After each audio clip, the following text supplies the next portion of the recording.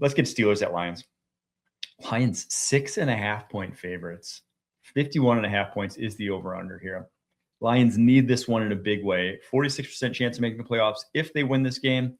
14% with a loss. On the Steelers side, 79% chance with a win. 52% with a loss.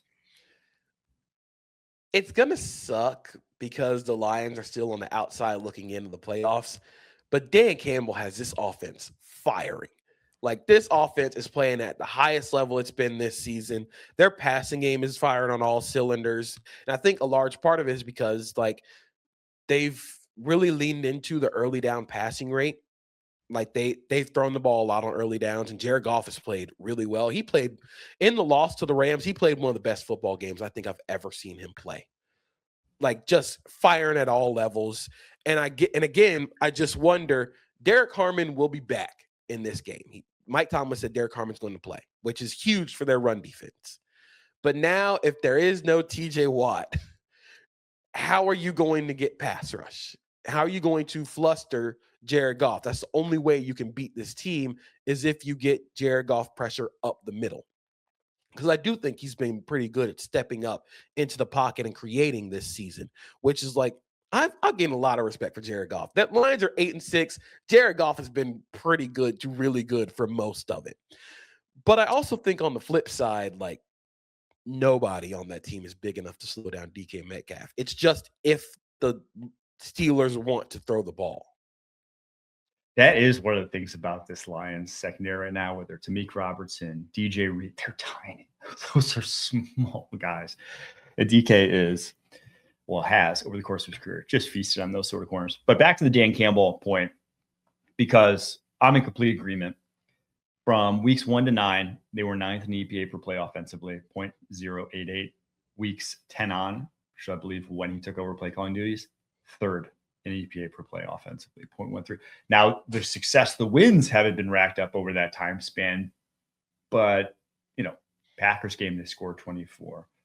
Rams game, they score 34. It really hasn't necessarily been the offense's fault that those wins haven't happened. It really has been the defense that's just been decimated.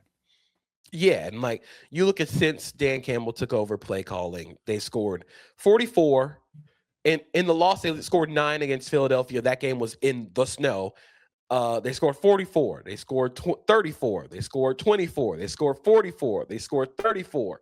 Like, they're just putting up points in bunches. And, like, it's the effect of having the first place schedule that you've only you've put up all those points, yet you've lost 3 games. And part of it is because they can't stop anybody. They can't slow anybody down. So in this game, I think they're going to have to get the pass rush going. This has to be like the Aiden Hutchinson takeover game, because we've seen Aaron Rodgers shut down when there's pressure. Can Hutchinson, can Al-Qadim Muhammad, can Lee McNeil, can they fluster Aaron Rodgers enough?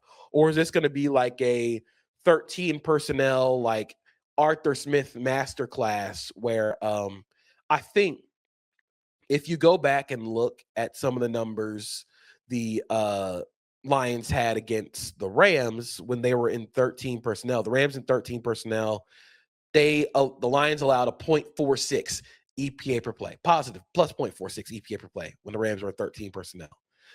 That's bad. If you're the Lions defense, it's not great. So that sounds like Arthur Smith's music. Like, if he can, like, 13 personnel his way to a 20-17 win, I think that's what the Steelers want. But I don't know if 20 is going to beat the Lions. I still think the Steelers cover 6.5, though.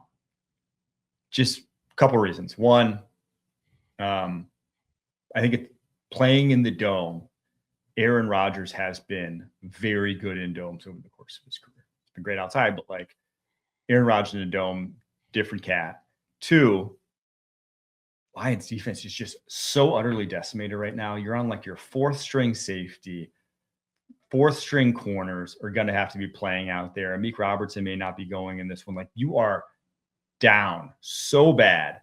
And I don't think that I don't think they'd stop anyone. I don't care how ugly the Steelers offense is. When you have what they're throwing out in that secondary, there's really just not a lot of recourse you got. I do think the Lions win this game. I do think this is going to be pretty high scoring, because if the Lions are going to put up 30 plus points, the Steelers might, I think if they go to 13 personnel and they just have DK as that one receiver, you have to send help because of just how physically overwhelming he is.